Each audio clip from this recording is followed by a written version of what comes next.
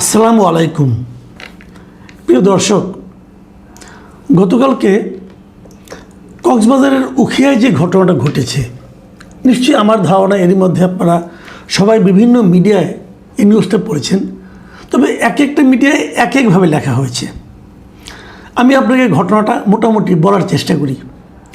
সেটা হলো কক্সবাজারের উখিয়া উপজেলায়, সেখানে স্থানীয় টাইপালং মাদ্রাসার দেয়ালে একটা আপনার কিছু ছবি আঁকা ছিল, গ্রাফিতি ছিল, এরকম কিছু ছিল, অনেক আগে থেকে ছিল। তার নিচে কেউ একজন জয় বাংলা স্লোগান লিখে রেখেছিল। এই জয় বাংলা স্লোগানটা লেখা হয়েছে রিসেন্টলি। এই স্লোগানটা কে লিখেছে, কিভাবে লিখেছে, এর কোনো তথ্য প্রমাণ কারো কাছে নেই। কিন্তু বিএনপির নেতারা এই জয় বাংলা স্লোগান লেখাটাকে কেন্দ্র করে আওয়ামী লীগের বেশ কয়েকজন নেতাকর্মীর বিরুদ্ধে থানায় অভিযোগ করেছে। এই অভিযোগের উপর ভিত্তি করে গতকাল শনিবার সন্ধ্যায় ছাত্রদলের একজন কর্মী মোহাম্মদ জিসান, তিনি ওই দেয়াল লিখনটিকে, ওই জয় বাংলাটাকে কেটে দিয়ে ওখানে অন্য কিছু লিখেছেন এবং এটাই নিয়ে একটা ফেসবুকে পোস্ট দিয়েছেন। সেই পোস্টের নিচে নিষিদ্ধ ছাত্রলীগের একজন কর্মী মোহাম্মদ ইউনুস একটা হা রিয়েক্ট দিয়েছে। মানে আপনারা জানেন, ফেসবুকে সাধারণত অনেকে নানা ধরনের রিয়েক্ট হয়, লাভ রিয়েক্ট হয়, লাইক হয়, হ্যাঁ, অনেক ধরনের ওয়াও, অনেক ধরনের রিয়েক্ট দেওয়া যায়। হা মানে হাসির একটা রিয়েক্ট দিয়েছে। সাধারণত এই হাসির রিয়েক্টটাকে একটু নেগেটিভভাবেই দেখা হয়। তো এই রিয়েক্টটা দেওয়ার কারণে এই মোহাম্মদ ইউনুসের উপর ছাত্রদলের ছেলেমেয়েরা খেপে যায়। ছাত্রদল, যুবদল, বিএনপি, এরকম ওই যে কয়েকজন কর্মীর বিরুদ্ধে যে অভিযোগ করা হয়েছিল, তার মধ্যে কিন্তু এই মোহাম্মদ ইউনুসের নামও ছিল। আমি এই যে খবরটা, ঘটনাটা বলছি, এটা আমি প্রথম আলোতে এভাবে পেয়েছি, সেটা আপনাদেরকে বলছি। এখন এটাকে কেন্দ্র করে শনিবার দিন রাতে, মানে গতকালকে রাতে, বিএনপির এবং ছাত্রদলের কয়েকজন নেতাকর্মী এই মোহাম্মদ ইউনুসকে আটক করে মারধর করতে থাকে এবং এই সময় তাকে রক্ষা করতে তার স্থানীয় কিছু বন্ধুবান্ধব এবং একজন এনজিও কর্মী SM ইমরান তাকে রক্ষা করতে যান, মানে এই মারপিটতে তাকে বাঁচাতে যান।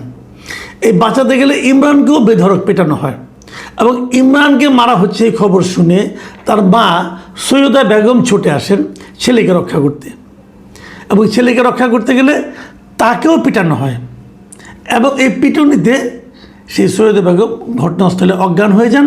পরে তাকে উদ্ধার করে থানা হাসপাতালে নিয়ে যাওয়া হয় এবং সেখানে চিকিৎসক তাকে মৃত ঘোষণা করেন। এই হলো প্রথম আলোর বর্ণনা। আমি যদি এই বর্ণনাটা, আমি আরও কয়েকটা পত্রিকা পড়েছি, আমি দ্য বিজনেস স্ট্যান্ডার্ডের বর্ণনাটা একটু আপনাদেরকে পড়ে শোনাতে চাই। সেখানে বলা হয়েছে, এই যে SM ইমরান, তার আরেকটা নাম আছে, তার নাম হলো আব্দুর রহমান। এই আব্দুর রহমান সৈয়দা খাতুনের ছেলে। তো ওই যে জয় বাংলা লেখা কেন্দ্র করে যে মামলাটা হয়েছিল, সেই মামলায় এই আব্দুর রহমানকে 13 নম্বর আসামি করা হয়েছিল এবং সেখানে বলা হচ্ছে শনিবার রাতে তিনি যখন তার বাড়ি থেকে টাইপালং স্টেশনে যাচ্ছিলেন, তখন তার বন্ধু মোহাম্মদ ইউনুসের সঙ্গে উনি কথা বলছিলেন। ওই ইউনুস ছাত্রলীগ কর্মী। এই কথা বলার সময় হঠাৎ করে 7-8 জন ছাত্রদল ও বিএনপি নেতাকর্মী তাদেরকে দেখতে পায় এবং অতর্কিত তাদের মারধর শুরু করে এবং তাকে বাঁচাতে তার মা, স্ত্রী ও ছোট বোন এগিয়ে এলে তাদেরকেও মারধর করে হামলাকারীরা। হামলার সময় সৈয়দা খাতুনকে লাঠি দিয়ে আঘাত করা হলে তিনি মাটিতে লুটিয়ে পড়েন। পরে তাকে হাসপাতালে নিয়ে গেলে হাসপাতাল তাকে মৃত ঘোষণা করেন। আপনি যে দুইটা বর্ণনা পড়লেন, আমি আরও অনেকগুলি মিডিয়া পড়েছি, আরগুলি বললাম না। মোটামুটি এই দুই ধরনেরই বক্তব্য আছে, একটু পার্থক্য কিন্তু আছে এখানে। প্রথম আলো রিপোর্টে বলা হচ্ছে তারা আগে মোহাম্মদ ইউনুসকে মারধর করছিল এবং সেই মারধর তাকে ফেরাতে ওই SM ইমরান গিয়েছিল। আর এখানে বলা হচ্ছে যে না, SM ইমরানকে তারা মারধর শুরু করে। এই একটা পার্থক্য।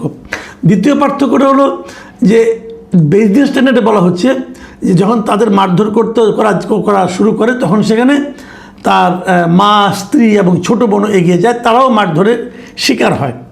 এই হলো দুই ধরনের বক্তব্য। এখন তারপরে এটা নিয়ে আলোচনা হয়েছে কেন মারা হয়েছে, বিএনপি লিডার বলেছে না কাউকে মারাই হয়নি, ওই মানে ওখানে এই মহিলা যে মারা গেছেন তিনি ওখানে মার খাননি, তাকে মারা হয়নি। এবং তারা বলার চেষ্টা করেছেন যে ওই নারী মারা গেছেন অসুস্থ হয়ে, থানাও বলছে ওই নারী অসুস্থ হয়ে মারা গেছে। বিএনপির নেতাকর্মীরা বলছে যে আমাদের উপর চক্রান্ত করা হয়েছে, ওই নারীর উপর যে হামলা করা হয়েছে এমন প্রমাণ কেউ দেখাতে পারবে না। এগুলি অনেক কাহিনী। এবং উখিয়ার বিএনপির সভাপতি সরোয়ার জাহান চৌধুরীকে যখন জিজ্ঞাসা করা হয় প্রথম আলোর পক্ষ থেকে, তিনি বলেন যে রাতে উখিয়াতে হামলার কোনো ঘটনাই ঘটেনি এবং ওই ঘটনাস্থল থেকে ওই নারীর বাড়ি অনেক দূরে, উনি ঘরেই অসুস্থ হয়ে নারীর মৃত্যু হয়েছে। দেখুন, এই যে বিএনপির সভাপতি সরোয়ার জাহান চৌধুরী দেখেন দুটো কথা বলেছেন। এক নম্বর কথা হলো যে এই ঘটনাস্থল থেকে ওই নারীর বাড়ি অনেক দূরে, খেয়াল করবেন কিন্তু। তারপর আবার বলতেছেন যে উনি ঘরেই অসুস্থ হয়ে ওই নারীর মৃত্যু হয়েছে। তাহলে কি মামলা মোকদ্দমা তাদের বিরুদ্ধে অভিযোগ করার জন্য ওই মৃতদেহকে এখানে নিয়ে আসা হয়েছিল? ভাবুন, মানে ক্ষমতার দম্ভ মানে অনেক সময় মানে এতই হয়ে যায় যে কথাবার্তা বলার সময় যুক্তি আছে কি না আছে এটা দেখারও তারা কোনো প্রয়োজন মনে করে না, যা ইচ্ছা বলে দিল। কারণ তারা জানে আমি যা ইচ্ছা তাই বলি না কেন, আমাকে তো ধরার কেউ নাই, ক্ষমতা আমার হাতে, সরকার আমার, পুলিশ আমাকে কি করবে, প্রশাসন আমাকে কি করবে। আমি কতগুলি কথা বলি এখানে। এই মৃত্যু নিয়ে আলোচনা অনেক হচ্ছে, সন্তানকে বাঁচানোর জন্য মা এগিয়ে গিয়েছে, মা সন্তানকে জড়িয়ে ধরেছে, সন্তানকে যে বাড়িগুলো দিতে চেয়েছিল সেগুলো মায়ের গায়ে লেগেছে, মা বয়স্ক মানুষ অসুস্থ হতে পারে, সেই বাড়ি খেয়ে উনি মারা গেছেন। কিন্তু মারপিট তো একটা হয়েছে, বিএনপি কিন্তু দাবি করছে ওখানে কোনো মারামারি হয়নি। তাহলে হলোটা কি? এবং ইন্টারেস্টিং হলো পুলিশ এখান থেকে কিন্তু আটক করেছে ওই আব্দুর রহমানকে, মানে ওই ইয়াসিন ইমরান যিনি আছে তাকে আটক করছে, বলছে তাকে নাকি জনগণ ধরে পুলিশের কাছে হস্তান্তর করেছে। মানে একটার পর একটা ঘটনাগুলো মিলিয়ে দেখুন, খুব একটা পার্থক্য পাবেন না আগের সরকারের আমলে যা হতো তার সঙ্গে। আমি এখানে কয়েকটা কথা বলি। মাদ্রাসার দেয়ালে গ্রাফিতি ছিল, সে গ্রাফিতিতে কী ছিল, কারা অ্যাটাক করেছিল, নিশ্চয়ই আওয়ামী লীগের জন্য খুব সম্মানজনক কথাবার্তা ওখানে ছিল না, থাকার কথাও না। কী ছিল আমি বলতে পারবো না, যাই হোক কিছু একটা ছিল। তার নিচে এই যে জয় বাংলা লেখা কেউ একজন লিখেছে, কে লিখেছে আপনি দেখেছেন? এখন আমি যদি তর্কের খাতিরে বলি যে আওয়ামী লীগের এই লোকগুলির উপর মামলা দেওয়ার জন্য, এদেরকে হয়রানি করার জন্য বিএনপিরই কেউ এগুলো লিখেছে জয় বাংলা, যদি বলি একটা অজুহাত তৈরি করার জন্য, আপনি কী জবাব দেবেন? আবার ধরি যদি আওয়ামী লীগেরও কেউ লিখে থাকে, আপনি না জেনে আপনি তো আইডিয়া করে মামলা করেছেন যে কে কে 15-16 জন 20 জন 30 জনের বিরুদ্ধে মামলা করেছেন এবং সবাইকে আপনি দৌড়ের উপর রাখছেন। এই যে সবাইকে দৌড়ের উপর রাখা, এটা কি সুশাসন বলে? বিএনপি কি এভাবেই দেশ শাসন করতে চায়? এই যে কোথাও একটা জয় বাংলা লেখা হলো, তারপরে আপনি সবার বিরুদ্ধে মামলা দিয়ে সবাইকে দৌড়ের উপর রাখবেন, এর নাম সুশাসন? আচ্ছা ধরুন ওটাও বাদ দেন, কী লিখেছে জয় বাংলা, এতে প্রবলেমটা কী হয়েছে? কেউ জয় বাংলা লিখতে পারবে না? জয় বাংলা কি আওয়ামী লীগের প্রপার্টি? জয় বাংলা কি আওয়ামী লীগের রাজনীতি? এখন ধরেন আওয়ামী লীগ একটা রাজনীতিকে নতুন আপনার একটা স্লোগান শুরু করলো, আল্লাহু আকবার, তাহলে আমরা কেউ আল্লাহ আকবার বলতে পারবো না? বললেই আওয়ামী লীগের রাজনীতি করছি বলে আমাদেরকে ধরে নিয়ে যাওয়া হবে? কে কোন শব্দটা ব্যবহার করবে, কে কোন স্লোগান দেবে, এটা তাদের ব্যাপার। এখন তারা সবাই কিন্তু একটা ভালো স্লোগানই বের করে, কেউ যদি একটা ভালো স্লোগান দেয়, সেই স্লোগানটা যদি আর কেউ উচ্চারণ করে তাহলে সে ওই দলের লোক হয়ে গেল। জয় বাংলা তো আমাদের মুক্তিযুদ্ধের স্লোগান, জয় বাংলা মুক্তিযুদ্ধের স্লোগান, মুক্তিযুদ্ধ তো জয় বাংলা বলে হয়েছে। সেটা যদি কেউ কোথাও লেখে, এটা অপরাধ? কোন আইনে অপরাধ বলুন, কোন আইনে অপরাধ? এটা লেখার কারণে কারোর বিরুদ্ধে মামলা হতে পারে? বিএনপি যে মামলাটা করলো এই লেখার কারণে, এটা কি এই মামলা সে করতে পারে? কী অপরাধে মামলা করেছে? উনি জয় বাংলা লিখেছেন, অতএব তার বিরুদ্ধে মামলা। এই মামলা হয় কীভাবে? মানে এই যে প্রশ্নগুলো আমি করছি, এই প্রশ্নগুলোর জবাব তো থাকা লাগবে। এর জবাব কি? তাকে ধরে নিয়ে গেছে পুলিশ, নাচতে নাচতে বলতেছে আমরা একজন অপরাধীকে ধরেছি।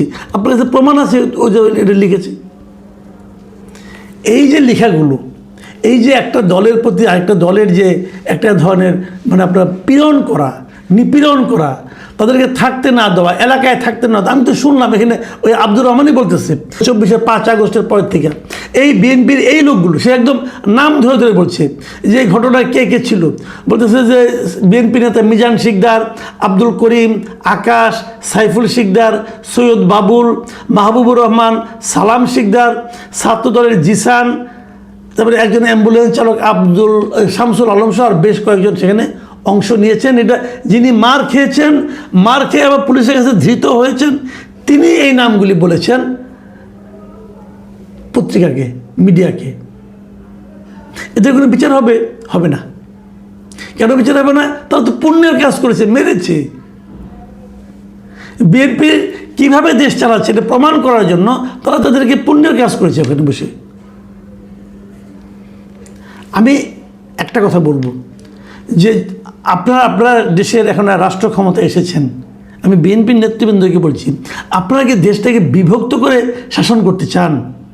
ইংরেজদের মতো, যেরকম ইংরেজরা করেছিল ডিভাইড অ্যান্ড রুল, আপনাকে তাই করতে চান?